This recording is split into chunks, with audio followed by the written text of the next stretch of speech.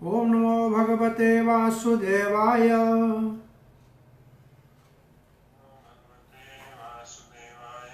ओम नमो भगवते वासुदेवाय।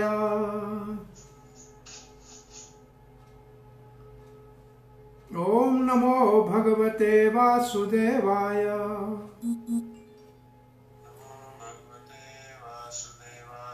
नारायणं नमस्कृत्यं नरं चैव नरोत्तमं देवीं सरस्वतीं व्यासं ततो जयमुदीरये। नष्टप्रायेषु भद्रेषु नित्यं भागवत सेवया भगवती उत्तम श्लोकिर्भक्तिर्भवती नैष्टिकी। कृष्णाय वासुदेवाय देवकी नंदनाय च नंदगोपकुमाराय गोविंदाय नमो नमः। नारायण नमस्कृत्यं नरं चैव नरोत्तमं देवीं सरस्वतीं व्यासं ततो जयमुदीरये। नष्टप्रायेषु भद्रेषु नित्यं भागवत सेवया भगवती उत्तम श्लोकिर्भक्तिर्भवती नैष्टिकी। जय श्री कृष्ण चैतन्य प्रभु नित्यानंद श्री अद्वैत गदाधर शिवासदि गौर भक्त वृंद। हरे कृष्णा कृष्ण कृष्ण हरे हरे, हरे राम राम राम हरे हरे। हरे कृष्णा। प्रिय पंचशील भक्तवृंद, दामोदर देश भक्तवृंद, फेसबुक के भाग्यशाली भक्तों, श्रीमद् भागवत महापुराण के अंतर्गत हम मधुर प्रार्थनाएं जो भगवान के भागवत पुरुषों ने भगवान के की हैं, उनके अंतर्गत कल हमने भीष्म पितामह की प्रार्थना प्रयाण काल अंत समय में भगवान को जो उन्होंने की है, और श्रील प्रभुपाद ने कहा ऐसा सौभाग्य सबको ही भगवत गीता जो भगवान से अभिन्न है उसका अध्ययन करना, भगवान की वाणी के रूप में उसको सदा अपने साथ रखना। कल गीता जयंती है तो ये, और फिर भागवत को आगे पढ़ना, ऐसे हम कृष्ण के साथ अपना संपर्क बना रख सकते हैं अंत समय भी। और आज हम 10वें अध्याय में भगवान श्री कृष्ण, 10वां अध्याय शुरू होता है प्रश्न से कि महाराज युधिष्ठिर को जो राज उससे छीना गया था वापस मिला, फिर उसके राज उसने कैसे किया। तो कहा कि भगवान श्री कृष्ण की प्रसन्नता के लिए युधिष्ठिर महाराज ने अपने भाइयों के सहयोग से इस पृथ्वी के ऊपर एक छत्र राजा के रूप में राज किया, और उसके राज के समय पे बरसात आती थी और हर प्रकार के ऋतु का फल, सब्जियां, अन्न, दूध, दही, नदियां बहती थी, समुद्रों में से मोती मिलते थे, पर्वतों में से सोना चांदी मिलता था, हर प्रकार की सुविधा थी। गाय बड़ी प्रसन्न हुआ करती थी, खेत से आते हुए जमीन अपना दूध से जमीन को सींच लेती थी। प्रभुपाद जी लिखते हैं जिसके पास भूमि और गाय है वो असल में आर्थिक व्यवस्था में सबसे सुखी है। और फिर लिखा है कि 7वें श्लोक तक तो ऐसे वर्णन किया है युधिष्ठिर महाराज के राज का, और फिर भगवान श्री कृष्ण युधिष्ठिर महाराज से आज्ञा लेकर, और युधिष्ठिर महाराज ने जब अनुमति दी तो भगवान सबसे विदा लेकर नाम लिखा है बहन सुभद्रा का, द्रौपदी का, गंधारी का, सत्यवती का और मत्स्य सत्यवती का नाम लिखा है, विराट पुत्री उत्तरा का, इन सबको। और फिर भगवान रथ के ऊपर चढ़े, और रथ के ऊपर चढ़े तो उस वक्त मृदंग बजने लगे, ढोल बजने लगे, स्त्रियों के आंखों में आंसू आ रहे थे, वो आंसू रोक रहे थे कि विदाई के समय आंखों में आंसू नहीं होने चाहिए। भगवान जिसका संग किसी को प्राप्त हो जाए, भाग्य से दुर्संग छूटता है, तभी सत्संग मिलता है, और तभी भगवान जिसके साथ इतना पांडवों का प्रेम था, उनसे जुदाई उनसे सही नहीं जा रही थी। वो इधर उधर आंखें नीचे करके इधर उधर घूम रहे थे, आंखों से आंसें बह रहे थे। उस वक्त कुरुकुल की स्त्रियां महलों के ऊपर चढ़ गई और ऊपर से भगवान को कैसे देख रही हैं। वो अपनी प्रार्थना तो 20वें श्लोक से शुरू करेंगी, लेकिन 16 श्लोक में लिखा है प्रासाद शिखर आरूढ़ा कुरो नार्यो दिदृक्षया विवरशो कुसुमई कृष्णम प्रेम व्रीड़ा स्मितक्षणा। प्रासादा का मतलब महल, और शिखरा उनके शिखर के ऊपर, मतलब जो ऊपर कटारे बने हुए थे उनके ऊपर चढ़ गई। कौन? कुरु स्त्रिया, कुरु नार्य। कुरुवंश तो बहुत बड़ा वंश है, सब नारियां चढ़ी। काय के लिए चढ़ी? दिदृक्षया, दर्शन करने के लिए। दर्शन करने के लिए, लेकिन सिर्फ दर्शन के लिए नहीं, कोई काम भी था। क्या काम था? विवर्षहि कुसुमहि कृष्णम, दर्शन कृष्ण का करना था, लेकिन पुष्प वृष्टि करना, ऊपर से पुष्प वृष्टि, फूल ले गई, ऊपर से वर्षा कर रही थी फूलों की। तो ऊपर से फूलों की वर्षा होगी तो भगवान देखेगा कौन कर रहे हैं। तो उस वक्त कैसे देख रही थी? प्रेम से देख रही थी। व्रीड़ा कहते हैं लज्जा से देख रही थी। और स्मित तक्षणा, मुस्कुरा कर, आंखें लज्जा से निम थी, मुस्कुराहट थी, प्रेम था, और वो दर्शन कर रही थी ऊपर से। तो श्रील प्रभुपाद जी लिखते हैं विशेष रूप से लज्जा और प्रेम से मुस्कुराते हुए भगवान के ऊपर फूलों की वर्षा कर रही थी कुरु नारियां। और प्रभुपाद जी के तात्पर्य में लिखा है कि लज्जा नारी का सबसे बड़ा भूषण है, बड़ी सुंदरता है, जिसके द्वारा नारी पुरुषों से सम्मान ग्रहण करती है। और ये बहुत महत्वपूर्ण है। महाभारत के समय में भी स्त्रियां पुरुषों के साथ नीचे आके रथ के चारों ओर खड़ी नहीं हो गई। प्रभुपाद जी का ये तो गलत धारणा है। लोग कहते हैं कि जब यहाँ मुसलमान राज आया तब पर्दा हुआ। नहीं, पहले भी स्त्रियों का अलग स्थान हुआ करता था, बैठने का, समाज के अंदर मिलने का। तो ऐसे छत के ऊपर चढ़ के स्त्रियां जो है भगवान को ऐसे प्रेम से देख रही हैं। और लज्जा से, प्रभुपाद जी फिर लिखे हैं लज्जा के लिए कि लज्जा हो नारी की, चाहे बेचारी वो किसी छोटे परिवार से भी हो, छोटे खानदान से भी हो, फिर भी उसका सम्मान होता है। प्रभुपाद जी कहते हैं वो झाड़ू लगाने वाली नारी भी लज्जा वाली है तो उसका सम्मान किया जाता है। और आजकल की आधी नंगी लड़कियां जो घूम रही है उनको तो सब छेड़ते हैं। तो बहुत बड़ा अंतर है। प्रभुपाद जी समाज के ऊपर आक्षेप कर रहे हैं। और ये प्रभुपाद जी ने लिखा है, समझो कि आप 64 में लिखा है।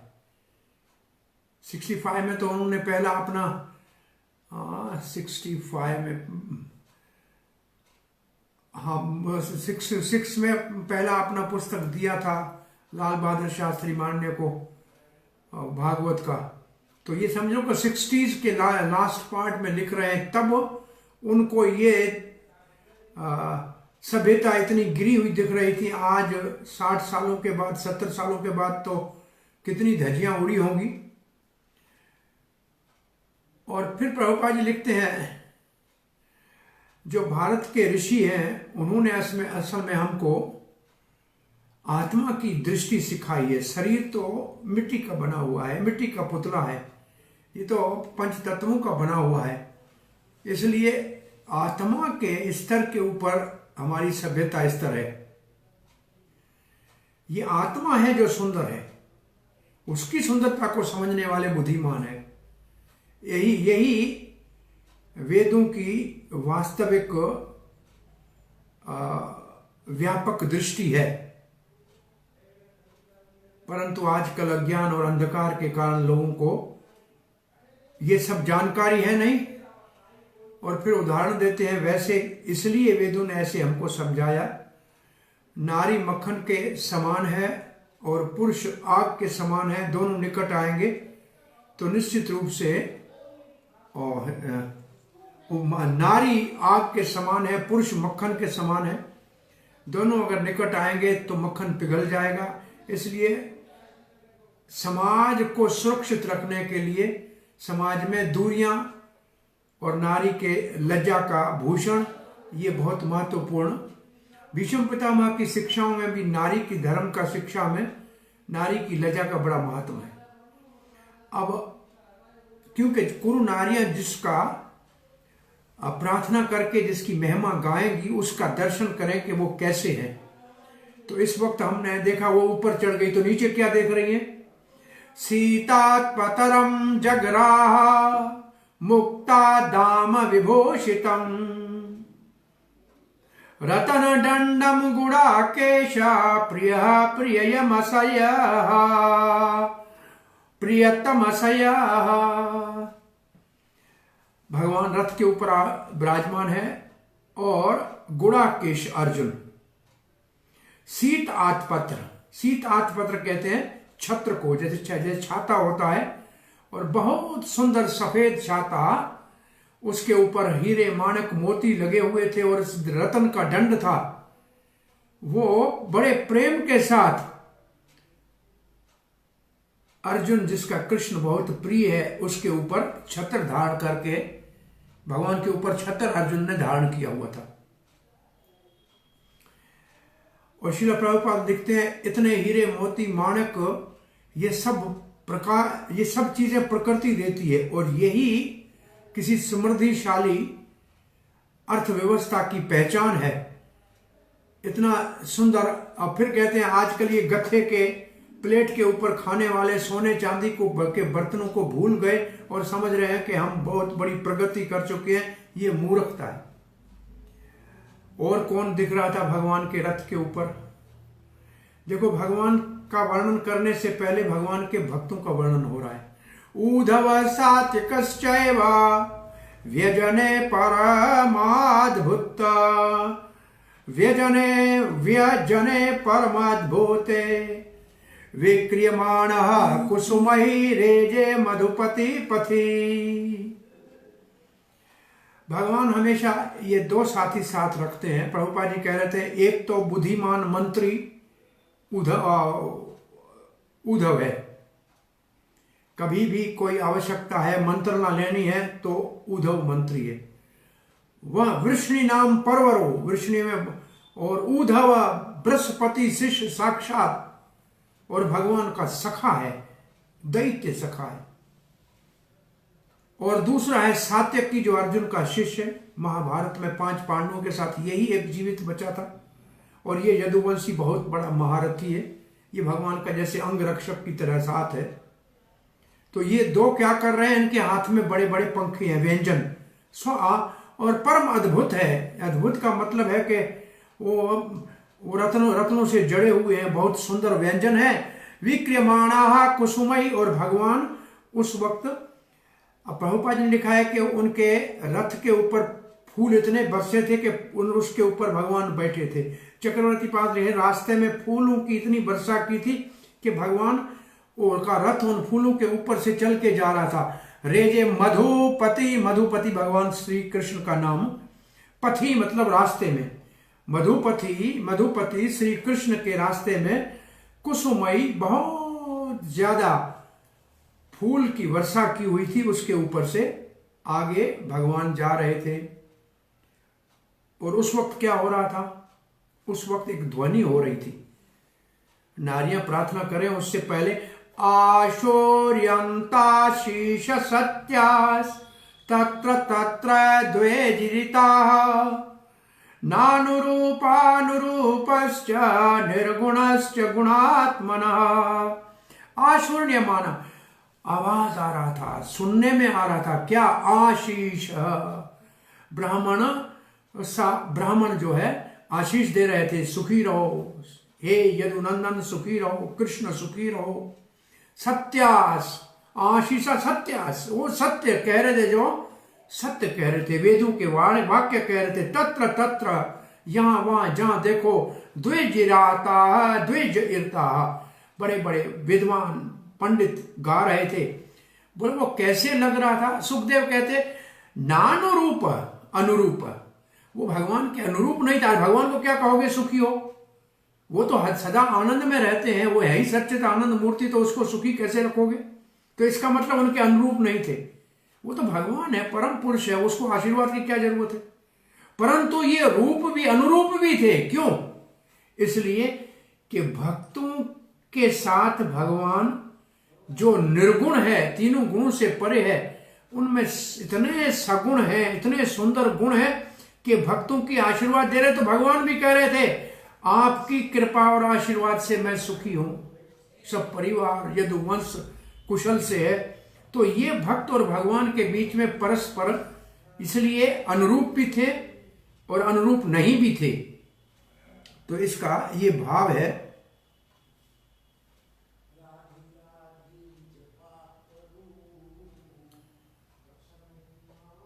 हरे कृष्ण। श्रील प्रभुपाद जी लिखते हैं, विशेष रूप प्रभुपाद ने कहा ये दोनों बातें रूप अनुरूप ऐसे हैं कि भगवान के विषय में कुछ कहा जाए तो विपरीत भी हो तो उसमें शांत होता है। जैसे उदाहरण देते हैं कि भगवान का नाम माखन चोर है, वृंदावन में बचपन में मक्खन चोरी करते थे। अभी और कहीं कोई चोरी करे तो उसका कोई उसकी तो बदनामी होती है, लेकिन माखन चोर के नाम से पूजे जाते हैं। तो ऐसे भगवान के लिए प्रेम से कुछ भी कहा जाता है, भक्तों की वो आशीर्वाद बहुत भगवान को अच्छी लगती है। और भगवान और भक्तों के बीच में प्रभुपाद ने ये शब्द लिखा है, क्योंकि भगवान परम सत्य है। भले विरुद्ध हो एक दूसरे के, परंतु भगवान में वो सब समावेश हो जाती हैं। अब यहां से ये स्त्रियों की बात शुरू हो रही है। अन्यो अन्यमासीत संजल्प उत्तम श्लोक चेतसाम कौरवेन्द्र पुर स्त्रीणाम सर्वश्रुति मनोहर।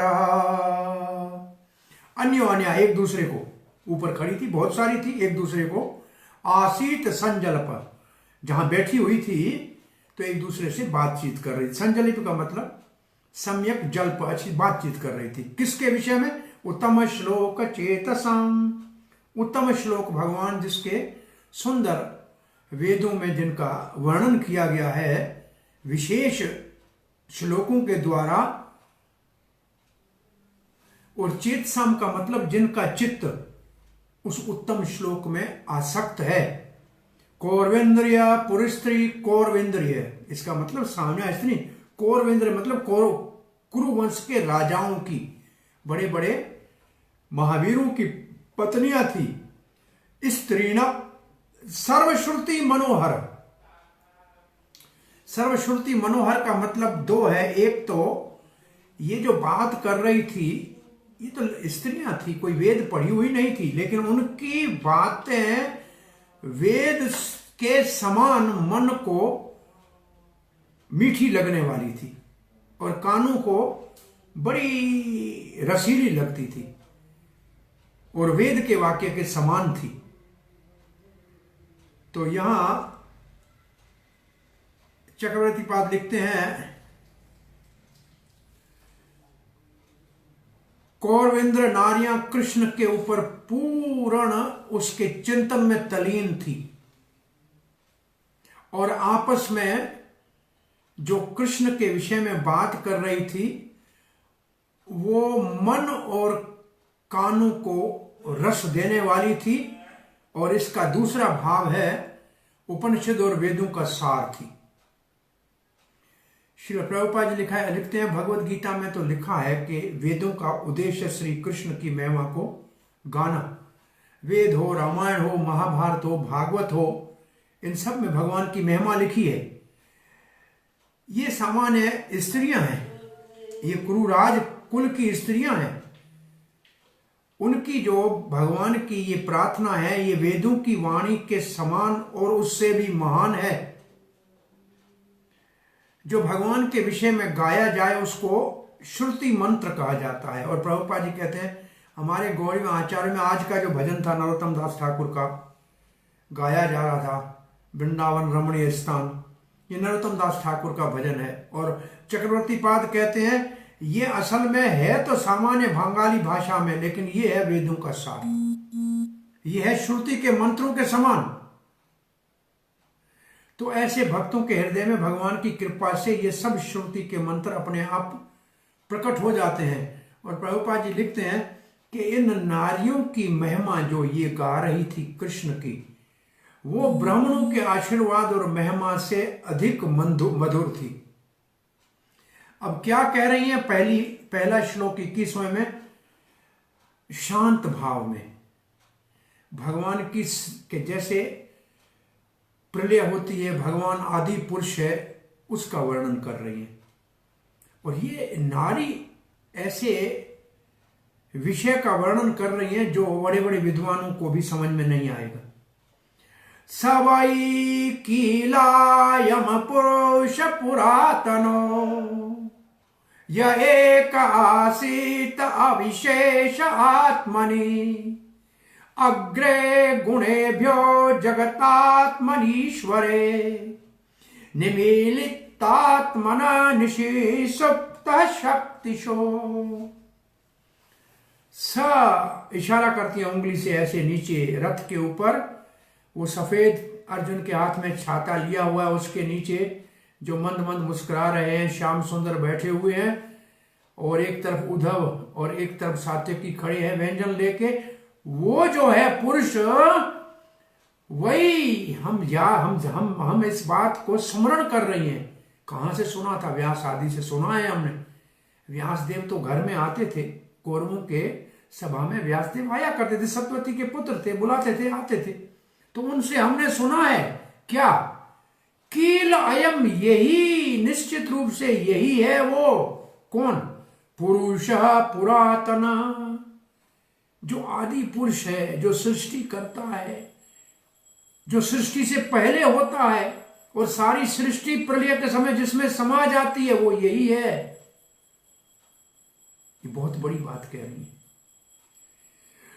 पुरुष पुरातन, पुरातन का मतलब आदि पुरुष। एक, वो एक है और कोई नहीं उससे पहले। गोविंदम आदि पुरुषम, वो एक ही है। आसीत अविशेष, तब और कोई नहीं होता, अकेला होता है और उसके बराबर भी कोई नहीं। वो कब? आत्मनि अगरे गुणे भी, जब ये प्रकृति के गुणों में सृष्टि से करने से पहले जब ये गुण सामान्य स्थिति में होते हैं तब ये अकेला रहता है और कोई नहीं होता है। और फिर ये है कौन? जगत आत्मनि, ये जगत की आत्मा है, ये जगत की आत्मा है और ईश्वर है और ये सबका स्वामी है। निमिलित, और जब ये सृष्टि का प्रलय हो जाता है तो सब मिल जाते हैं। कौन? जीव आत्मनि, सारे जीव आत्मा सब मिल जाते हैं।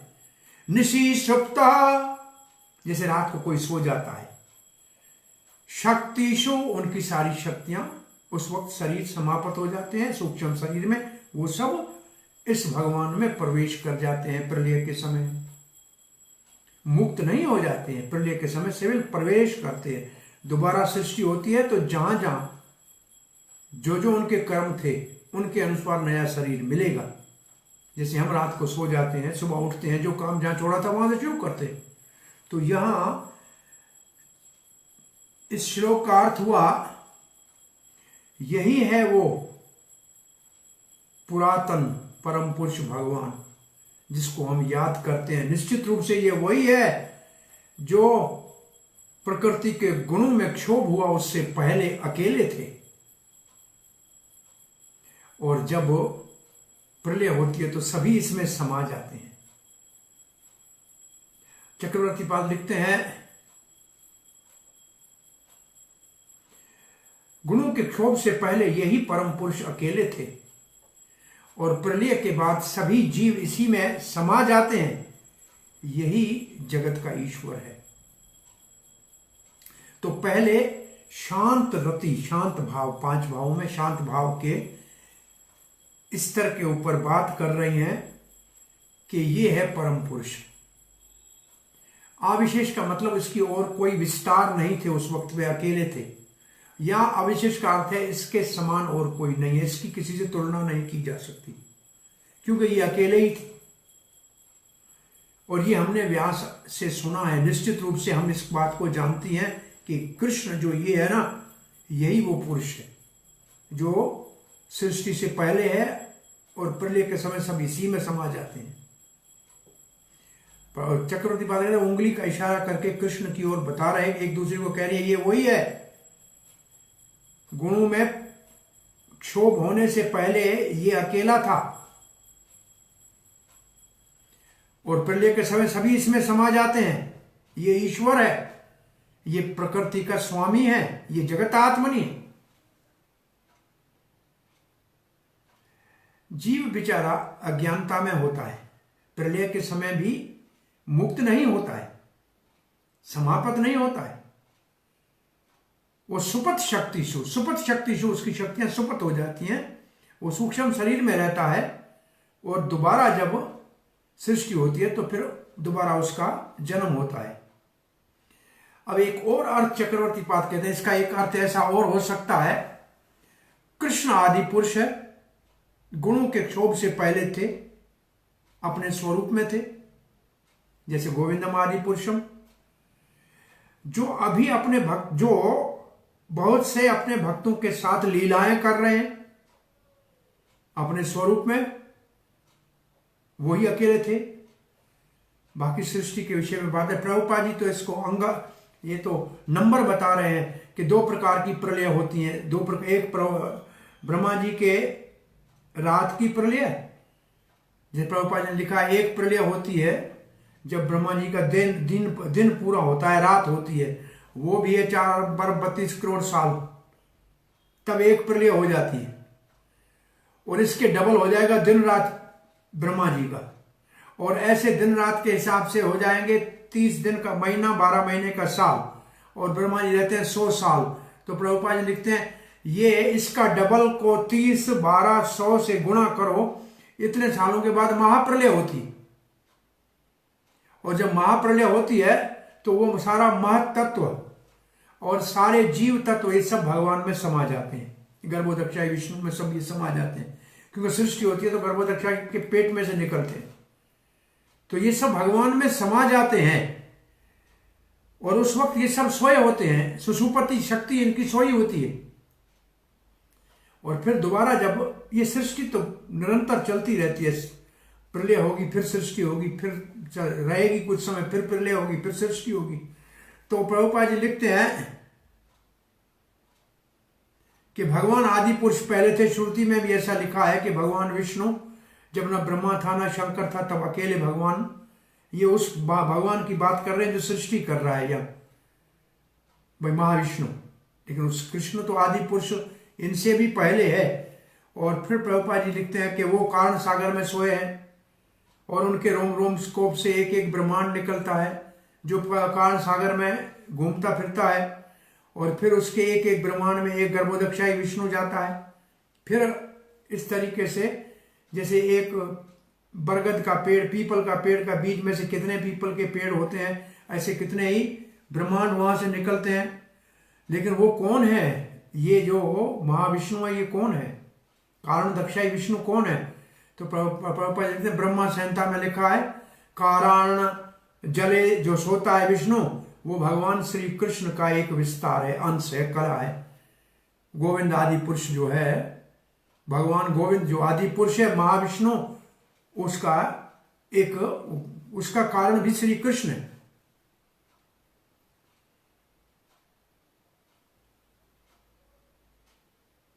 तो ये जो स्त्रियां, कुरुवंश की नारियां, ये तो वेद का सत्य है, वेदों के सत्य को प्रमाण से बता रही हैं। प्रभुपाद कहते हैं ऐसे प्रमाणिक पुरुष से सुना हुआ है तब ये बता रही है, कोई वेद पढ़ी हुई नहीं है, लेकिन प्रमाणिक पुरुषों से सुना है, पर व्यास जैसे महाव्यक्ति से सुना है, इसलिए जो बता रही है ये सत्य है। प्रभुपाद सुनने के अतिरिक्त और कोई रास्ता है नहीं, प्रमाणिक पुरुष से सुनने से ही वेद समझ में आएगा। प्रभुपाद जी कहते हैं इतना कोई बड़ा विद्वान हो, पढ़ा लिखा हो, उसकी आवश्यकता नहीं है। सुनने में निम्रता पूर्वक सुने और सुनने की इच्छा हो और सुनाने वाला प्रमाणिक हो तो सब कुछ स्पष्ट समझ में आ सकता है। महाविष्णु के अंदर सारे जीव समा जाते हैं ब्रह्मा जी के 100 साल के बाद महाप्रलय के समय। तब भी प्रभुपाद जी कहते हैं इसका मतलब नहीं है कि वो मुक्त हो गए। तो वहां सुप्त उत्थाय न्याय, मतलब जैसे सोया हुआ उठता है, ऐसे जब दोबारा सृष्टि होती है तो वहां जो कर्म उसके जहां थे, जो जहां खत्म किया था, वहां से उसका प्रारंभ फिर दोबारा शुरू होता है।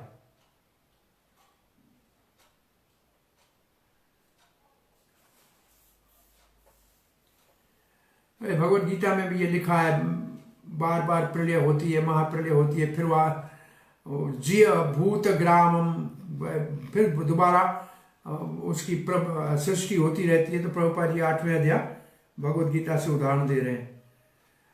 अब ये कौरवेंद्र नारियां और क्या कह रही हैं आगे। ये तो बात की सृष्टि से पहले और प्रलय का, अब सृष्टि की बात कर रही है। सएव भूय निज वीर्य चोदितम स्वजीव मायां प्रकृतिम शिश्रिक्षतिम अनाम रूपात्मनिरोपनामनि विधित समानो अनुशास शास्त्रकृता। सएव, ये वही है श्री कृष्ण जो सामने जा रहा है, रथ के ऊपर विराजमान है ना। यही भूय निज, ये दोबारा प्रलय के बाद दोबारा निज वीर्य अपनी शक्ति से, चोदिता अपनी शक्ति को आदेश करता है। निज स्वयं का, निज वीर्य चोदिता अपनी शक्ति को आदेश करता है। स्वजीव मायाम, जो बाह्यंग शक्ति है, जो जीवों को शरीर देती है। प्रकृतिम शिश्रिक्षताम, शिश्रिक्षताम का मतलब दोबारा सृष्टि करने के लिए ये प्रकृति को कहता है आप सृष्टि करो। भगवान स्वयं नहीं करते हैं। मयाधिक्षेण प्रकृति सूयते सचराचरम हेतुनानेन कौन्ते जगत विपरिवर्तते। भगवान के केवल अध्यक्षता में, निर्देश में काम करती है। इसका मतलब भगवान ने निज वीर्य से उसको शक्ति दे दी और फिर उसने सृष्टि शुरू कर दी। किसकी? अनाम, जब जीव अपने जीव आत्मा है, उसका कोई नाम नहीं है। अनाम कोई नाम नहीं है। रूपात्मनि, रूप नामनि, अब उनको शरीर मिलेगा, सूक्ष्म शरीर मिलेगा और स्थूल शरीर मिलेगा। तो उसका नाम, ये देवता है, ये मानव है, ये पशु है, ये पक्षी है, तो उनका रूप और नाम हो जाएगा। विधित समानो अनुसार शास्त्रकृत, और ये सृष्टि करने से पहले वही भगवान अपने मुख से वेद को शास्त्रकृत, शास्त्रकृत का मतलब शास्त्र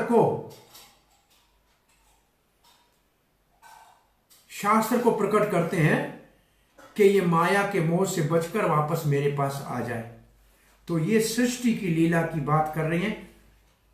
जब वही भगवान, यही भगवान श्री कृष्ण, जब इनकी दोबारा प्रलय के बाद सृष्टि करने की इच्छा होती है कि नाना प्रकार के 84 लाख के नाम और रूप और गुणों वाले सृष्टि जब करनी होती है जीवों की, तो वो प्रकृति के हवाले कर देता है इन जीवों के कर्मों के साथ। वो कैसे करता है? अपने निज वीर्य के द्वारा, निज वीर्य चोदिता, उसके द्वारा करता है। चक्रवर्ती पाद लिखते हैं, पहले देते हैं भगवान शास्त्र, पहले शास्त्रों को प्रकट करके और फिर नाना प्रकार के नाम रूप वाले जीवों को प्रकट करने के लिए प्रकृति को आदेश करते हैं। वो कहते हैं आप करो, मैं आपके पीछे खड़ा हूं, आप करो प्रकृति और उससे सृष्टि करो। लेकिन करेगी किसकी शक्ति से? निज वीर्य से करेगी। क्या काम क्या करती है? जीवों को मोह में डाल देती। चक्रवर्ती पाद लिखते हैं, इससे पहले वाले श्लोक में प्रलय की बात की और सृष्टि से पहले भगवान कैसे होते हैं उसका बात किया और कहा क्या कि भगवान के गुण रूप नाम ऐसे ही अपने स्वरूप में रहते हैं। अब आगे वो एक और भगवान की पुरुष अवतार की लीला की बात करती है कि भगवान सृष्टि कैसे करते हैं। तो ये श्लोक सृष्टि का वर्णन कर रहा है।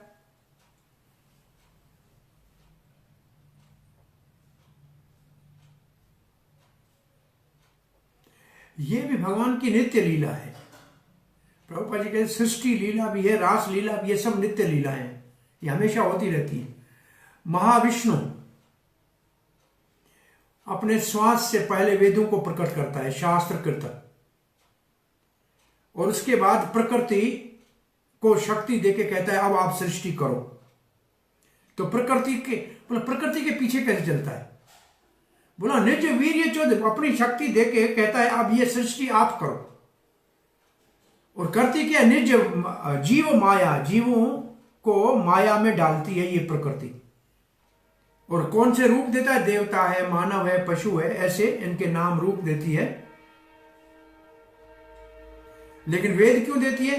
ताकि कर्म, ज्ञान, योग, भक्ति, इसके मार्ग से, शास्त्रों से वो भगवान को पा सके। श्री प्रभुपाद जी लिखते हैं 2 प्रकार के जीव हैं, एक नित्य मुक्त है, एक नित्य बद्ध है।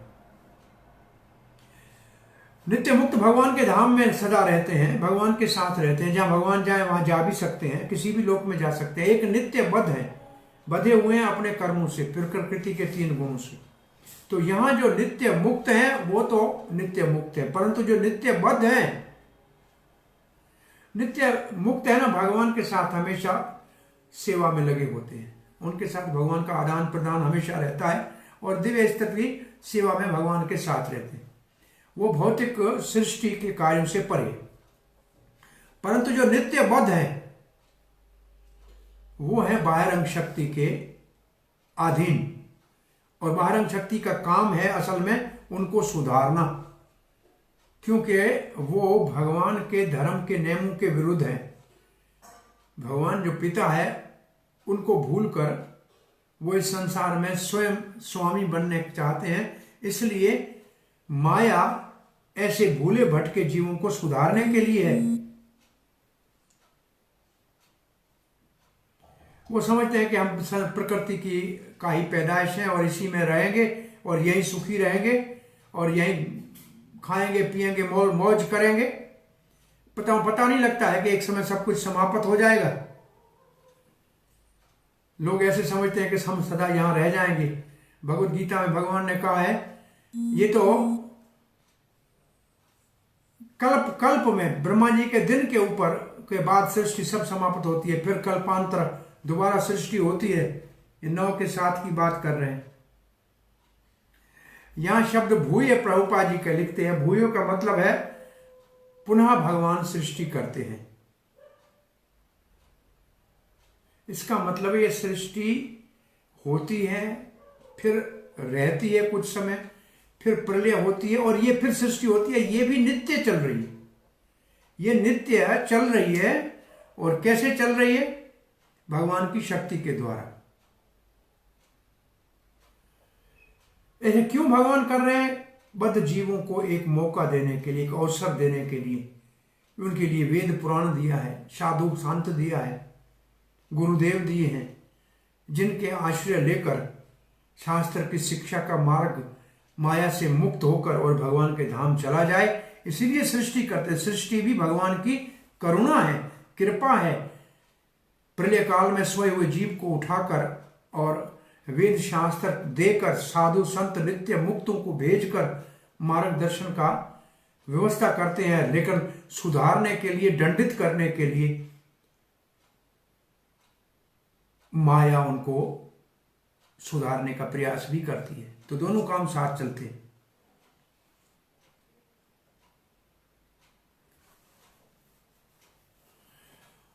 यहां उसके बाद प्रभुपाद लिखते हैं, भगवत गीता में लिखा है कि प्रकृति मेरे आदेश में सृष्टि करती है।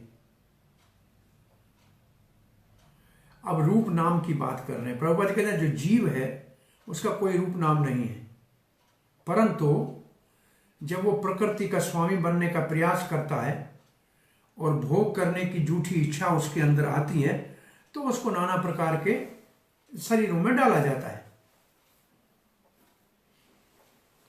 परंतु उनके लिए शास्त्र दिया गया है ताकि वो अपने स्वरूप को समझकर और इस बंधन से मुक्त होकर वापस आ जाए। अब प्रभुपाद जी कहते हैं, यहां लिख रहे हैं,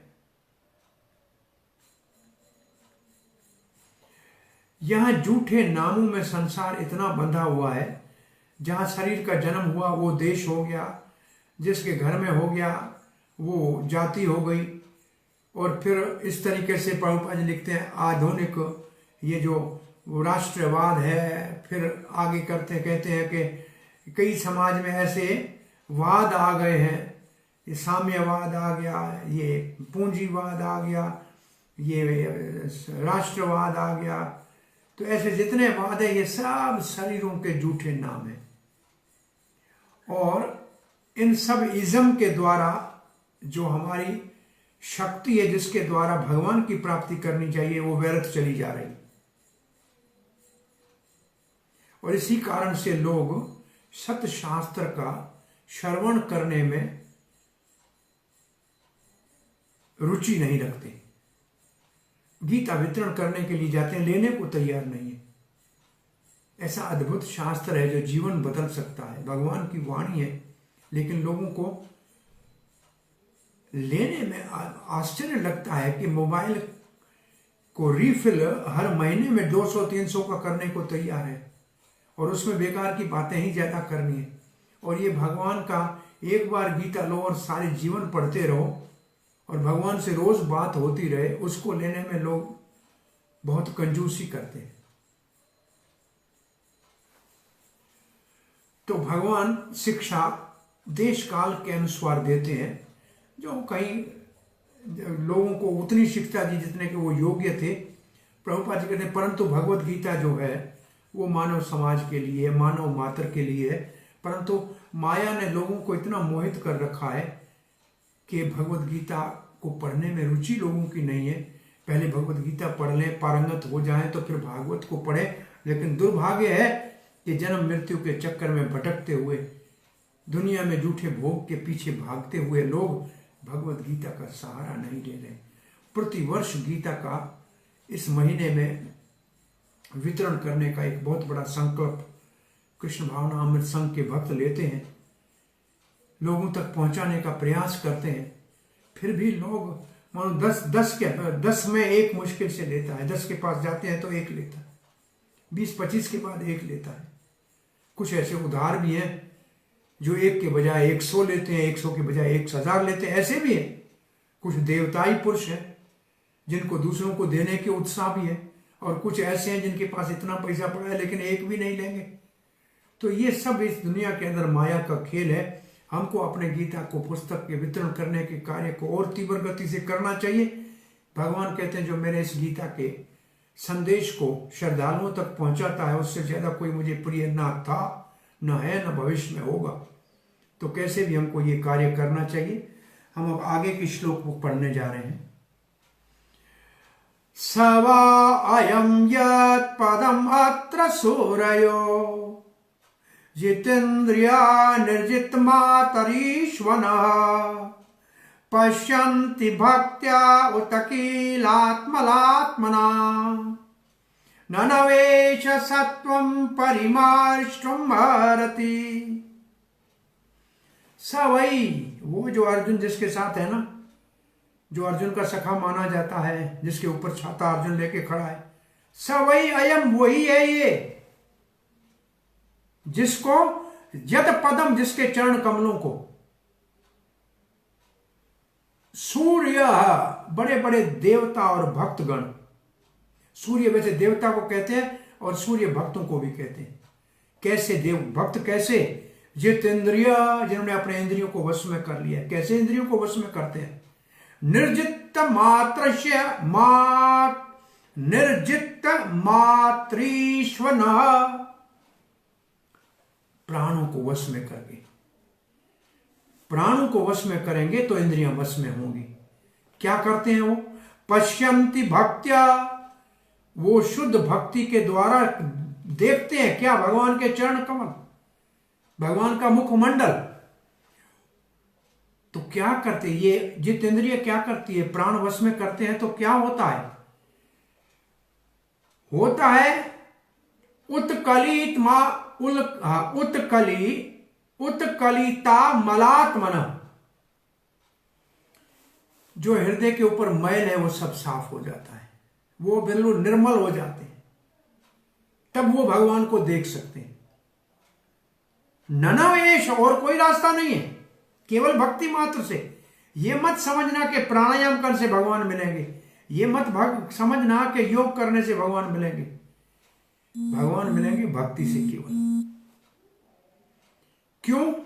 भक्ति क्या करती है? सत्वम परिमार्ष्टम भारती, ये हमारे अस्तित्व को, हमारी बुद्धि को परिमार्जितम परिमार्ष्टम पूर्ण रूप से साधो देती है। भक्ति चेतो दर्पण मार्जन कर देती है। तो ये श्री कृष्ण वही है, प्रभुपाद जी लिखते हैं, वही साक्षात भगवान यही है। उनके दिव्य शरीर का अनुभव महान भक्त करते हैं, जिन्होंने अपनी इंद्रियों को और प्राणों को वश में कर लिया है और एकमात्र भक्ति के साधन के द्वारा अपने अस्तित्व को शुद्ध करके भगवान का दर्शन कर सकते हैं, केवल एकमात्र भक्ति से। और चक्रवर्ती पाद लिखते हैं, बड़े बड़े महात्मा जिन्होंने अपने इंद्रियों को वश में किया है, अपने प्राणों को संयम में किया है, अपनी बुद्धि को पवित्र किया है, और कैसे किया है? भक्ति के द्वारा किया है। वो निश्चित रूप से भगवान का दर्शन करते हैं, और यही वो भगवान है जो उनकी बुद्धि को पवित्र करता है भक्ति के द्वारा। अब पुरुष अवतारों का वर्णन पूरा करके इस श्लोक में, पुरुष अवतारों का मतलब है जो सृष्टि करते हैं, और महाविष्णु का वर्णन किया, गर्भोदक्षाई का किया। अब कहते हैं कृष्ण, ये जो कृष्ण है ना, ये वो वाला विष्णु नहीं है, वो वाला ये नहीं है, वो सब इससे निकलते हैं, ये उनसे अलग है। ये तो हमारे आंखों के सामने अभी दिख रहा है, वो कहां दिख रहे हैं? इस द्वापर युग में, 28वीं चतुर्युगी में, द्वापर के अंत में, वैवस्वत मनमंत्र में ये अवतार लेके आया है, ये वही है। वो सब इसी के अंश हैं। इसकी लीलाएं नित्य हैं, भक्ति के द्वारा देखा जा सकता है, परंतु अभी सिर्फ द्वापर में है। ये देखा जाएगा निरंतर। आज भी कोई भक्ति करेगा तो आज भी उसी भगवान का साक्षात्कार कर सकता है। ये है इस श्लोक का भाव। जो अपने प्राणों को संयम में कर लेते हैं, निर्जित मातरीश्व न, निर्जित वश में कर लेते हैं, मात्रई शमित अपने प्राणों को और अपने इंद्रियों को जो वश में कर लेते हैं। कैसे? आत्मना, अपनी बुद्धि से। और वो बुद्धि कैसे होती है? भक्ति से पवित्र हो जाती है और प्रबुद्ध हो जाती है भक्ति से। मातृश्वन, हाँ, तो फिर क्या करते हैं? फिर देखते हैं भगवान के चरण कमल और भगवान का दिव्य रूप पदम। हमारी इंद्रियां हमारे प्राणों के ऊपर आश्रित हैं, इसलिए प्राण वश में होंगे तो इंद्रियां भी वश में होंगी। श्रुति में यह लिखा है, दृश्यते त्व अग्रया बुद्धया, जिसको तीव्रता होगी बुद्धि में कि मुझे भगवान को देखना है, वही देख सकता है। कठोपनिषद में ऐसे लिखा है।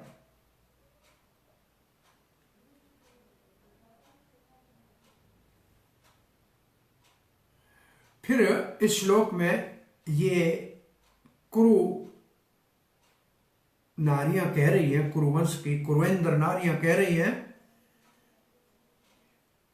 बुद्धि को पवित्र करने वाला यही है। यही कारण है उनकी बुद्धि को पवित्र करने वाला। निश्चित रूप से ननो, योग नहीं, प्राणायाम नहीं, केवल बुद्धि को यही पवित्र करता है। कब? भक्ति, केवल एकमात्र भक्ति के द्वारा। तो वो संत, वो साधु, वो भक्त जिनको भक्ति में तीव्रता है, तीव्रेण भक्ति योगेन, बड़ा तीव्रता है भक्ति में, वही भगवान का दर्शन कर सकते हैं। और ये कहा गया है प्रेजेंट टेंस में। चलती हुई बात कही गई है। इसका मतलब ऐसे नहीं है कि जब कृष्ण था तब देखा जा सकता है, आज भी इसको भक्ति के साथ देखा जा सकता है। वो भगवान की लीलाएं आज भी भक्तों के हृदय में, जिनका हृदय शुद्ध हो गया है, उनमें प्रकट होती रहती है। ब्रह्मा जी कह रहे हैं इस बात को, अतः प्रारदयन्ते स बुद्धया गोपवेशो में पुरुष पुरस्ताद आविर्बभूव। मेरा प्रारब्ध हुआ, मतलब 50 साल जब मेरे पूरे हुए, अभी ब्रह्मा जी के 50 साल हो गए हैं।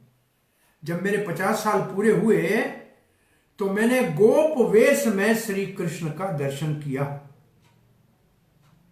इसका मतलब नित्य भगवान की लीला का गोपाल तापनिषद में, ब्रह्म संहिता में भी ऐसे ही लिखा है कि ब्रह्मा के सामने भगवान प्रकट हुए और ब्रह्मा जी ने उनकी स्तुति की। श्री प्रभुपाद जी लिखते हैं, भगवद गीता कहती है भक्त्या माम अभिजानन्ति, केवल भक्ति के द्वारा ही मुझे जाना जा सकता है। श्री कृष्ण कहते हैं तत्व से। ये बात यहां भी कही गई है कि जो भक्त हैं, जो अपने मन को निर्मल कर लेते हैं, निर्मल का मतलब साफ, मल से रहित कर लेते हैं। किससे? भौतिक इसके ऊपर जो मिट्टी चढ़ी हुई है। कैसे? तीव्र भक्ति के द्वारा वो भगवान की अनुभूति कर लेते। जितेंद्रिय का मतलब है जिनका अपनी इंद्रियों के ऊपर पूर्ण वश है, जिसकी इंद्रियां पूर्ण रूप से वश में है। शरीर में इंद्रियां ही शक्तिशाली, सक्रिय हैं और उनको रोकना बहुत मुश्किल है। प्रभुपाद जी, उनको रोकना बहुत मुश्किल है। रोकने का जो प्रयास करते हैं वो तो सफल हो ना हो उसका कोई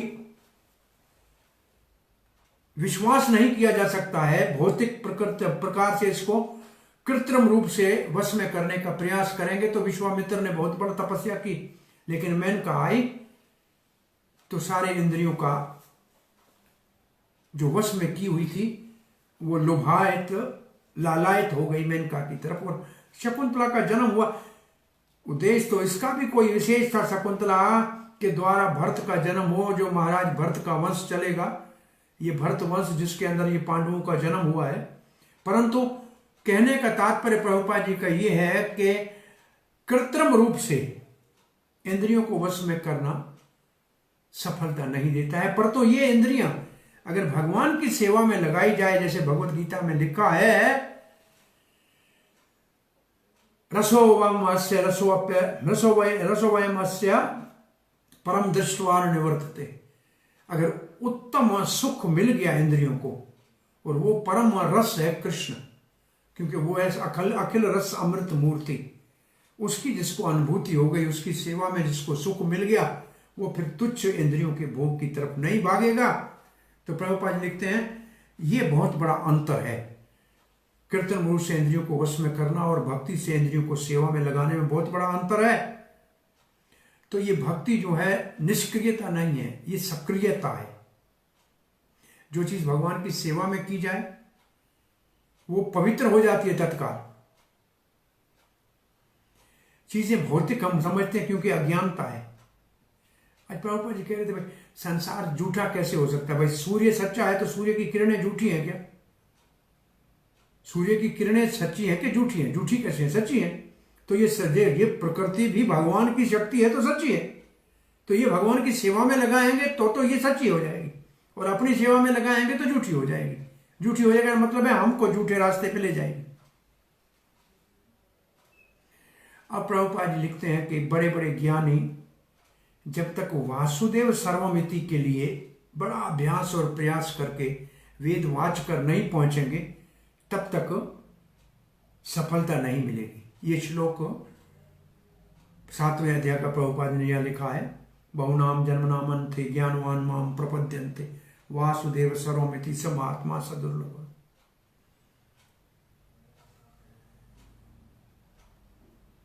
इसलिए भक्ति को आरंभ से करना चाहिए। क्या के लिए? तो कई जन्मों में जाने की जरूरत क्या है? इसलिए भगवान के विषय में वास्तविक ज्ञान जो है वो भगवान हृदय में अपने आप प्रकाशित कर देते हैं सीधा।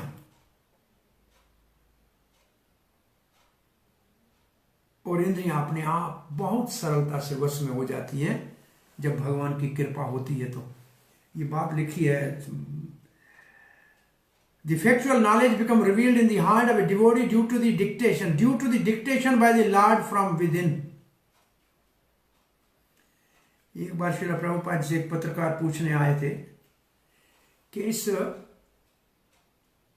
बहुत बड़ी उम्र में, परिपक्व अवस्था में 70 के बाद, ये 70 से अधिक पुस्तकें आपने इतनी सफलता से और स्पष्ट बिना किसी त्रुटि के कैसे लिख ली? तो प्रभुपाद जी निम्रता के कारण कुछ बोले नहीं, लेकिन प्रभुपाद के शिष्य बड़े उत्साहित थे। कहने लगे इंस्पायर्ड बाय गॉड, भगवान ने इनको प्रेरणा दी। पत्रकार तो आश्चर्यचकित हो गया कि प्रेरणा तो मूसा को दी थी और तो कोई उदाहरण है नहीं, तो क्या ये इतना बड़ा कोई भगवान का संदेश वाहक है? तो प्रभुपाद से पूछा, क्या are you inspired by God? भगवान ने आपको प्रेरणा दी? प्रभुपाद का नो, नहीं। तो सभी चुप करके देखने लगे। प्रभुपाद ने कहा, गॉड हैज डिक्टेटेड मी। प्रेरणा नहीं दी है, भगवान ने मुझे कहलाया और लिखाया और मैंने लिखा। पत्रकार बेचारे बोरी बिस्तर बंद करके चले, अब इससे क्या पूछे? जिसको भगवान ने लिखाया है, तो प्रभुपाद ने कोई अपने मन से ऐसे का नहीं। बलदेव विद्याभूषण कहते हैं, गोविंद देव ने मेरे को वेदांत सूत्र की भाषा लिखाई। कविराज गोस्वामी कहते हैं, मदन मोहन ने मेरे को सारी लीला लिखाई। तो ये भगवान अपने भक्तों के, ये प्रभुपाद जी अपने जीवन का अनुभव लिख रहे हैं कि भक्ति से भगवान हृदय से भक्त के अंदर वो सब ज्ञान प्रकट कर देता है जिसकी आवश्यकता उस भक्त को होती है। तो अब एक श्लोक और का शुभारंभ आज कर लेते हैं। सवा अयम सख्य अनुगीत सत्कथो वेदेषु गुह्येषु च गुह्यवादिभिः य एक ईशो जगतात्मलील्या सृजते अवत्यति न तत्र सज्जते। फिर स वा अयम, ये जो अर्जुन का सखा, सख्य, ये अर्जुन का जो सखा बना हुआ है, ये वही है। कौन सा? अनुगीत सतकथो वेदेषु गुह्य, वेदों में जिनका पता नहीं लगता, परंतु सतकथा अनुगीतम, बड़े बड़े शुद्ध भक्त इनके चरित्र को गाते हैं। कहां से पता लगता है? गुह्यवादी भी, जो वेदों के सार को जानते हैं, वो गुह्य को जानते हैं, वो जानते हैं कि ये वही है। कौन है वो? जगतात्मलील, ये या एको ईशो जगतात्मलील, ये वो एक ही ईश्वर है, ये जगत की आत्मा वही है, वो लीला कर रहा है। तो वो दूसरा है जिसने पहले सृष्टि कर, नहीं, सृजते अवति अति न, यही सृष्टि करता है, यही पालन करता है और यही संहार करता है, परंतु न सज्जते न तत्र सज्जते, इसमें आसक्त नहीं होता। ये सब इसका खेल है, ये इसकी लीला है। इसको जानते कौन है? बोला सतकथो, अनुगीत सतकथो, जो वेद गुह्य, वेदों में बहुत गोपनीय है, केवल शुद्ध भक्तों के हृदय से इसकी कथा का श्रवण हो सकता है। क्या कहते हैं? अबे सखे का एक अर्थ यहां लिखती है, ये सखी, प्रभुपाद ने लिखा है, हे सखी, एक सखी दूसरी को कह रही है, कुरु नारी, वही है ये परम पुरुष भगवान जिनकी कथा बड़ी आकर्षक है, जो वेदों के अंदर बहुत गोपनीय रूप से रखी हुई है और जिसको भगवान के महान शुद्ध भक्त गाते हैं। ये वही है जो सृष्टि करता है, पालन करता है, संहार करता है, लेकिन उसमें आसक्त नहीं होता। चक्रवर्ती पहाड़ लिखते हैं, सखी ये जो कृष्ण सामने दिख रहा है ना, श्याम सुंदर मानव रूप में अर्जुन का सखा है, ये उन सब भक्तों के द्वारा वेदों के गोपनीय गीतों का विषय है। इसी के गीत गाते हैं, ये इसी के गीत गाते हैं। वेदों में जो गीत हैं और जो भक्त गाते हैं, ये सृष्टि करता है, पालन संहार करता है, लेकिन उसमें आसक्त नहीं रहता है। जगत का ईश्वर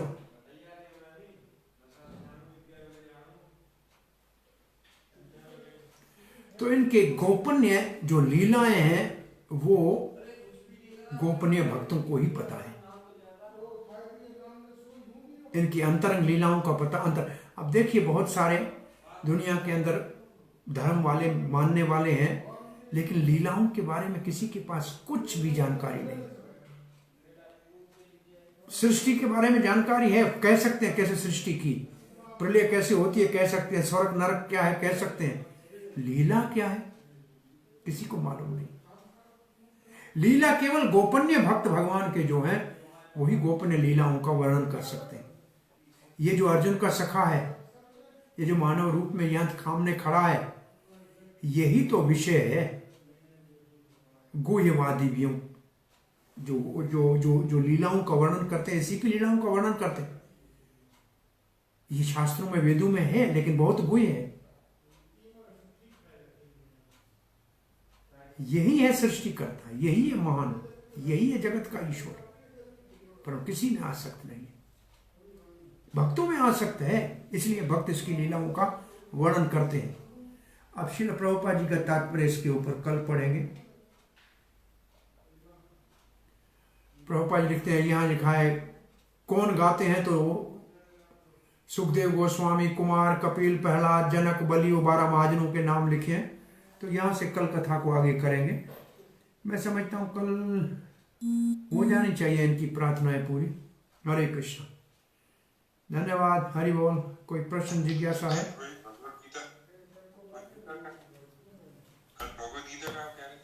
भगवत गीता का एक अध्याय कल 12वां पढ़ लेंगे जल्दी में, फिर आगे इसको बढ़ाएंगे। और क्या, सब सारा पूरा तो मेरे ख्याल में हम तो पढ़ भी सकते हैं घंटे में पूरा फास्ट में, लेकिन सब लोग अगर लेके बैठेंगे पढ़ना है तो पढ़ भी सकते हैं।